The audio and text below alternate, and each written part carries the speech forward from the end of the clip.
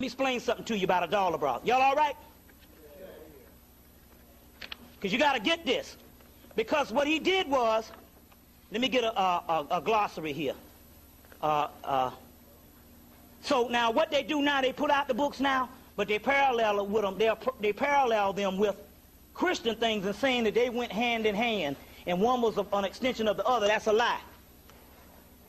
That's a lie. Let me explain. A dollar broth is the origins of the name is uncertain. One of the most common names of Gnostic mythology, a dollar broth is a god who rules the material world. So, a dollar broth not only was ruling the material world, but how he kept throwing us off. He said, well, listen, in order for me to get these particular gods to keep them going within, I have to create passions.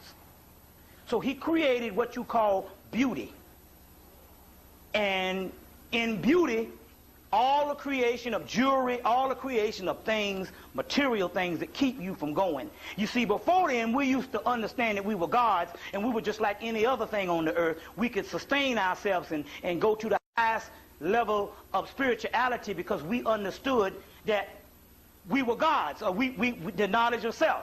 So what he did to throw us off, they created all kinds of material things. And so that's why you didn't see as much material things in the ancient world. They didn't need those things because they were on a higher vibration.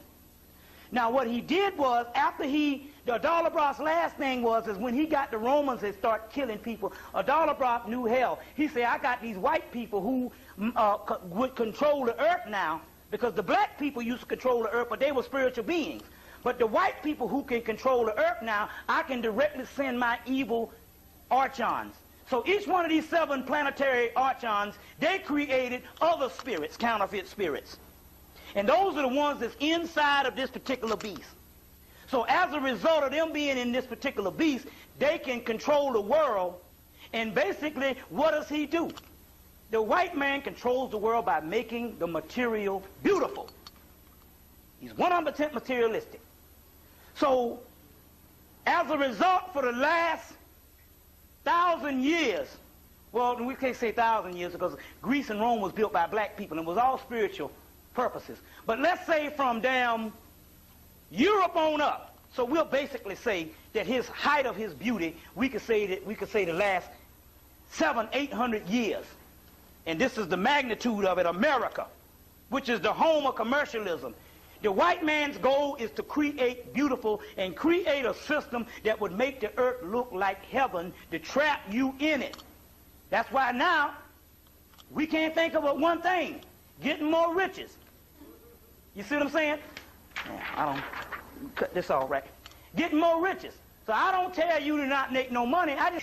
But anyway, what I'm saying is, we talk about the bare necessities. So he created beauty and passions to control people. You understand what I'm saying? But he's arrogant. He's so arrogant and so now, when he created the white man, in actuality, the white man, you say, well, how does this God function? You just look at the white man and see how the white man functions, and you can understand how this God functions. He's a jealous God. He's a vengeful and a wrath and brimstone, a killer God. You understand what I'm saying? And everything that functions, that holds this society. So when the white man writes on his dollar bill, "In God we trust," he's talking about his God. He actually has a real God. Now, this is this. Now, we got to stop for a minute because I want you to think about what I'm saying here. This God came in and this God created.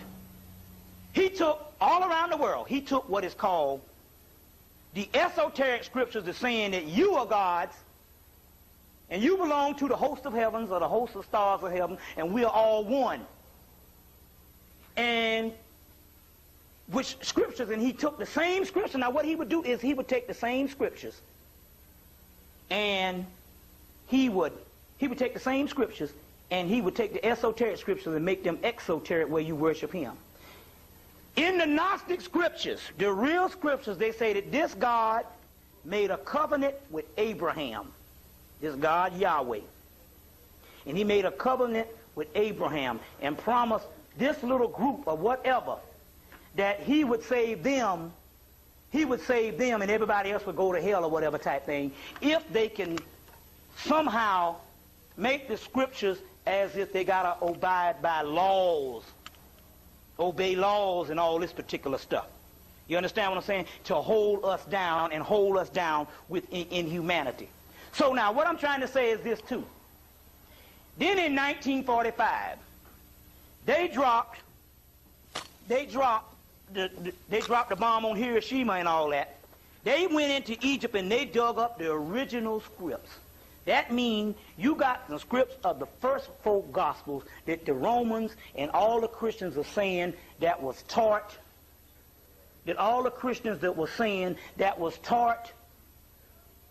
when Jesus walked the earth 2,000 years ago. You see what I'm saying? When Jesus walked the earth 2,000 years ago. And in 1945, they dug up some scriptures in Egypt that talks about the same damn sayings, and it shows that one saying that was supposed to be a person of 2,000 years ago came from an older saying, or the Gnostic scripts that came out of the Hermetic scripts that came out of Egypt. You understand what I'm saying? And the other one was all fake, and they suppressed the damn thing up until 1977. Now, in this book, The Secret Books of the Egyptian Gnostics by Jean Duress, is a real good one. It was 14, it might be 15 now. And it deals with this, and it goes into a dollar broth on page 27 up in here. And not only that, he got 7 archangels that created, and he's got a whole host of angels now. So now, with black people recently, you started having these walk-ins. Now this is the most interesting thing, because I went to Philadelphia 2 weeks ago, or about a month ago, and everywhere I go, if the brother's in the consciousness, they walk into the sister and she starts going crazy. And if the sister's in consciousness, they walk into the brother and he starts going crazy. They always start opposing which one if you and your mate didn't meet and is into this thing at the same time. It's very rare that you get two people that's in a household that's in the same thing, although you do have a lot.